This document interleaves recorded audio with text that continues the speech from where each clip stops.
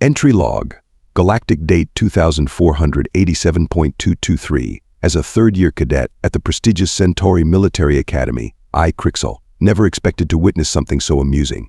Our combat training facility, usually filled with the galaxy's finest species, now has to accommodate a human. Yes, you heard that right, a human. The weakest species in the known universe, somehow granted admission to our elite institution. The human calls herself Alexandra Stone. Hey, even their names sound fragile. She walked into our quantum combat class today, those pathetically thin limbs barely supporting her frame. How she managed to pass the entry requirements remains a mystery that Professor Thex refuses to address.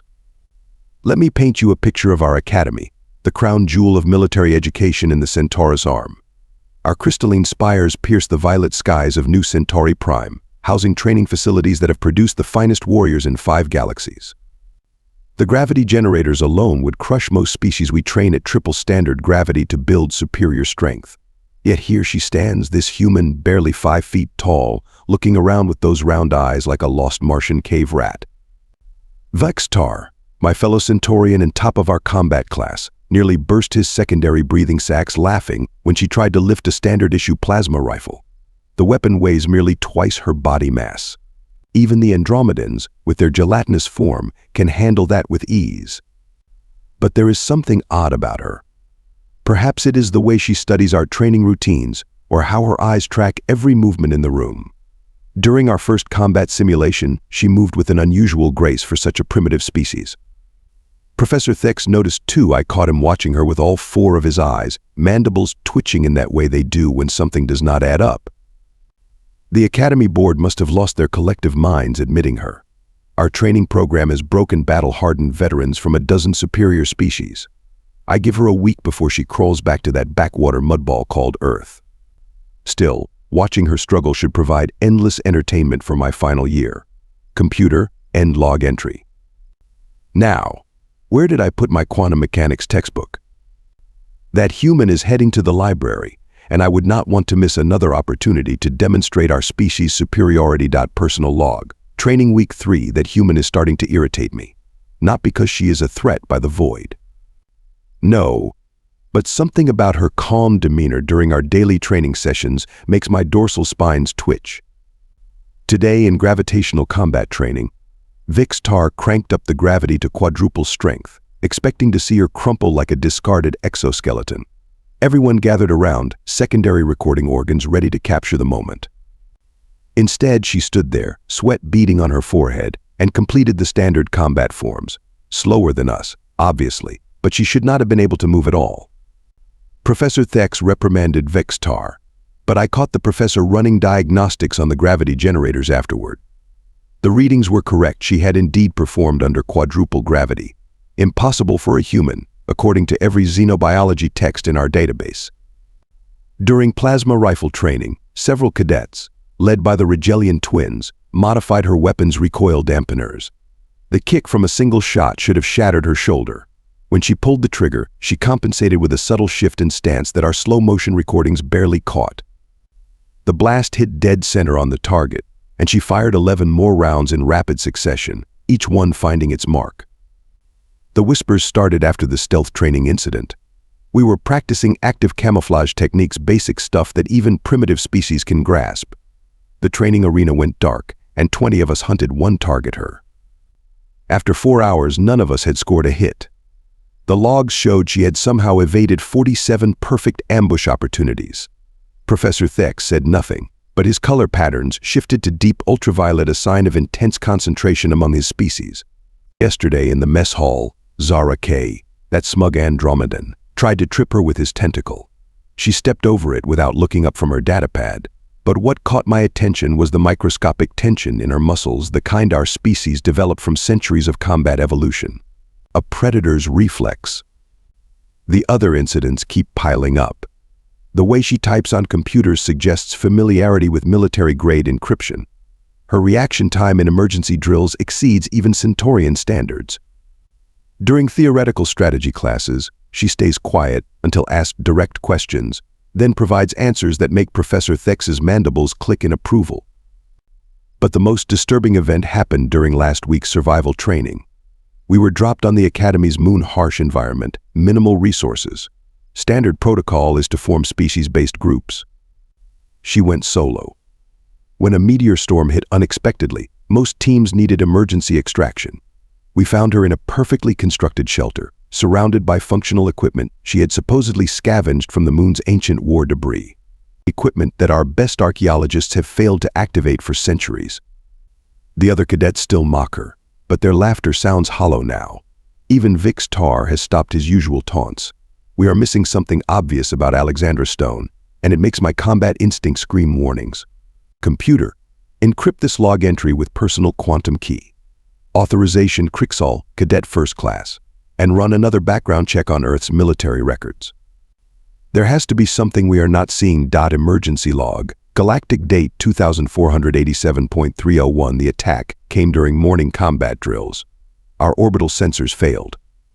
Completely bypassed by cloaking technology that should not exist in this sector. The first sign was when the Academy's quantum shields flickered and died. 10 warships materialized in low orbit. Not the outdated vessels typical of space pirates. These were Drachnid assault cruisers, supposedly decommissioned after the last border war. We froze, watching them through the transparent dome of our training arena. Even Professor Thex's exoskeleton paled to ash gray. The pirates breached our upper halls within minutes. Their neural scramblers knocked out our senior instructors before they could mount a defense. Vix Tar, our mighty combat champion, curled into a trembling ball as the enemy's psychic weapons overwhelmed his neural shields. That is when I noticed the change in Alexandra Stone. Gone was the quiet, submissive posture. Her transformation was subtle microscopic shifts in muscle tension, a predator's stillness settling over her like a cloak. As chaos erupted around us, she stood in perfect calm, eyes scanning the environment with machine-like precision. What happened next, I still struggled to comprehend. The human vanished. Not with active camouflage or teleportation, she simply ceased to exist in my threat detection spectrum. Seconds later, the Pirates Point team breached our training arena. Their neural weapons should have incapacitated everyone in the room. Instead, their leader dropped silently, a training blade nestled with surgical precision between his armor plates. The second pirate died before the first hit the ground. The third had time to scream, a sound cut short by a strike to a nerve cluster that even our xenobiologists had not mapped. Alexandra materialized behind the fourth, moving with a liquid grace that defied our gravity settings. When their backup team burst through the doors, she spoke for the first time since the attack began. Not in her usual quiet tone, but in perfect Drachnid battle cant. The words made my translator smoke and die, but the effect on the pirates was immediate. 3 of them dropped their weapons. 2 more fled. But it was her eyes that truly terrified me, cold, calculating, and ancient with experience that no Academy cadet should possess. This was not the weak human we had mocked. This was something else. Something that had been playing a role, waiting. The pirates' neural weapons hung useless at their sides. Their commander stared at Alexandra with his 4 eyes wide in recognition. Recognition. He whispered a name. My translator caught it before shorting out completely. Ghost Commander. Computer, priority encrypt this log. And someone please explain how we spent 3 months mocking the deadliest human operative in known space. Command log. Crisis hour 2. The human has taken control of our defense operations. And no one is arguing. Not after what we saw on the security feeds. Professor Thex recovered enough from the neural scrambler to access the Academy's classified archives.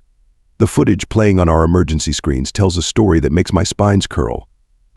Ghost Squadron, the nightmare of the Drachnid Empire, the shadow force that ended 3 interstellar wars without officially existing.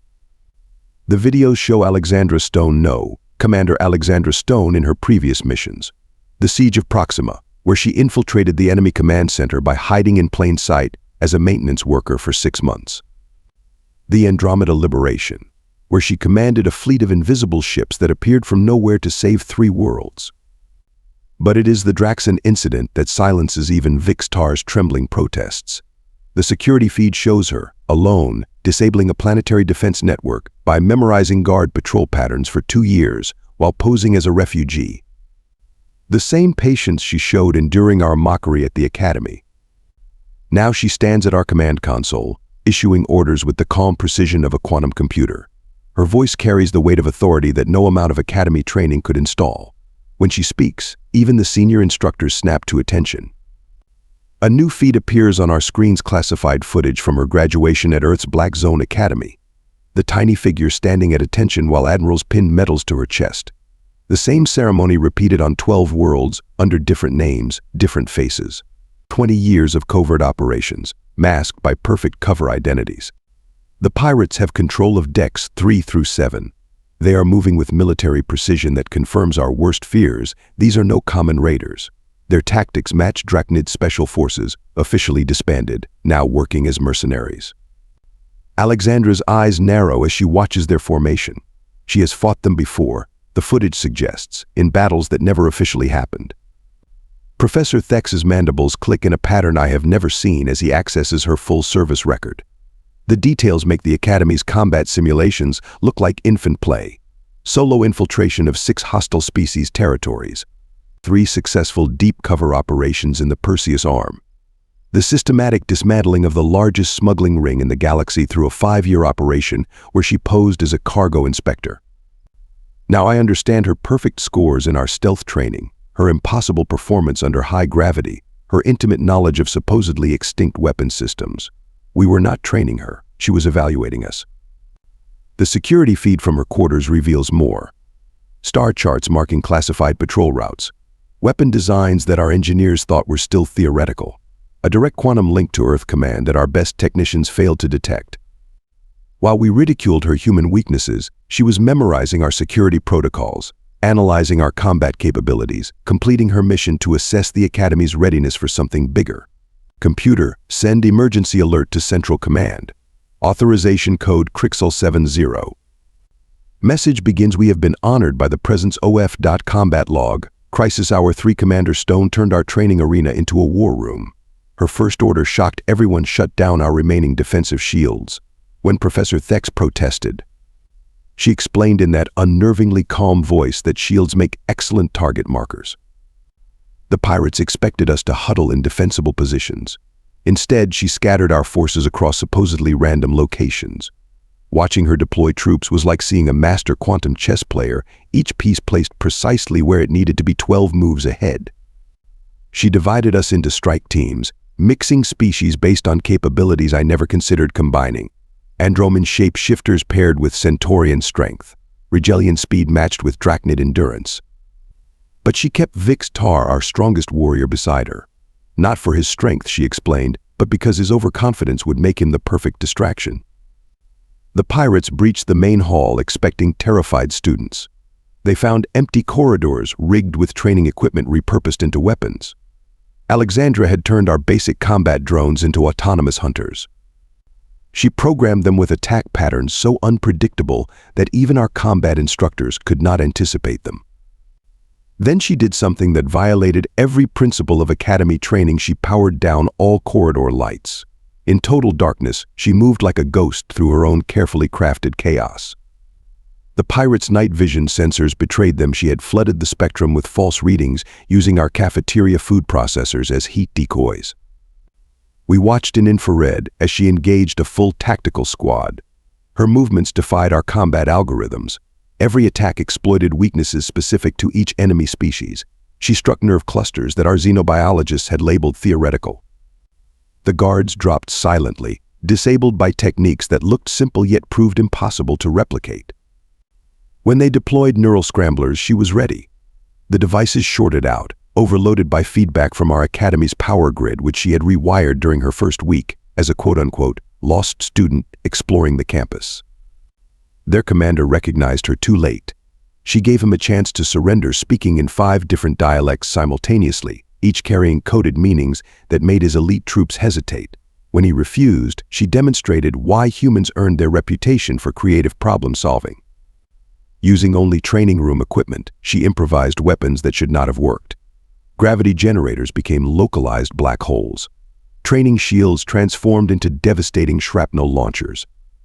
She turned our hologram projectors into blinding strobe weapons calibrated to each species' vulnerabilities. Vix Tar watched in stunned silence as she dismantled his preconceptions about human combat capability. Her movements flowed like liquid mathematics, each action setting up 3 more we could not see coming. When a pirate squad cornered her, she typed a simple command into her datapad. The Academy's maintenance bots, which she had reprogrammed during, quote, cleaning duty, emerged from ventilation shafts in perfect ambush formation.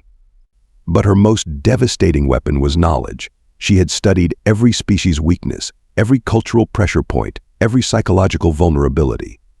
The pirates found themselves facing an opponent who knew not just how to fight them, but how to break their will to fight. In the end, she captured their flagship using our Academy's garbage disposal system as a covert transport route. A plan so audacious that it succeeded because no one considered it possible. Computer, update combat training protocols. Note, review all human historical records. We have severely underestimated. Personal log. 1 week after incident, the Academy has changed. The hallways buzz with new respect when Commander Stone walks past.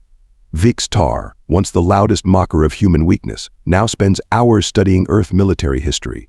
Central Command officially recognized her actions yesterday. The ceremony was brief, she preferred it that way. But watching 6 admirals bow to a human shattered centuries of xenobiological prejudice. Professor Thex awarded her top honors in combat training, then requested her to teach advanced infiltration techniques. The most shocking revelation came from the recovered pirate data cores. Humans have been protecting our worlds for decades through their Ghost Squadron. While we boasted of our superior strength, they guarded our borders using methods we never imagined. Alexandra Stone personally prevented 3 interspecies wars without any species knowing they were close to conflict. During the ceremony, she shared one truth that haunts me. Humans never developed our physical capabilities because they never needed to. They evolved to understand their enemies so completely that superior strength became irrelevant. While we focused on building better weapons, they focused on understanding how to prevent their use. My training group now includes 5 humans. Their presence was always classified, we simply never noticed them. They hide in plain sight, gathering intelligence, protecting our worlds while we dismiss them as weak. The Academy's entire security system was designed by human engineers, disguised as maintenance contractors. The scientific division is still analyzing her improvised weapons. Her solutions violated dozens of our combat principles, yet succeeded because she understood the principles well enough to know exactly how to break them. Our top theorists are rewriting tactical manuals based on her human perspective. Computer, personal note: today I withdrew my application for the Advanced Combat Division and requested transfer to Human Strategic Studies. The greatest warrior I ever met conquered not through strength, but through patience, observation, and understanding. End log. Preserve for historical record under new classification, humans approaching with caution. Final Academy log. Graduation day 2488. Today I became the first Centaurian graduate specializing in human military strategy. Commander Stone attended the ceremony. Though few recognized her, she wore a maintenance uniform, testing the Academy's new security protocols. The Galactic Council has proposed a revolutionary change embedding human advisors in every major military installation. Most humans are already there, of course. We just never noticed the quiet bureaucrats, cleaning staff, and technical advisors who have been protecting us all along. As I packed my quarters, Commander Stone visited briefly. She mentioned my new posting at Central Command, analyzing human combat tactics. Then she smiled, that same quiet smile from her first day at the Academy. Wait. Computer, urgent query: cross-reference all maintenance staff credentials with known Ghost Squadron infiltration patterns. By the void. We never saw the obvious. Alexandra Stone was not here to evaluate our Academy. She was training her replacement. Computer, end log series. Forward to Human Military Command, authorization: Ghost Squadron Trainee First Class, Krixal.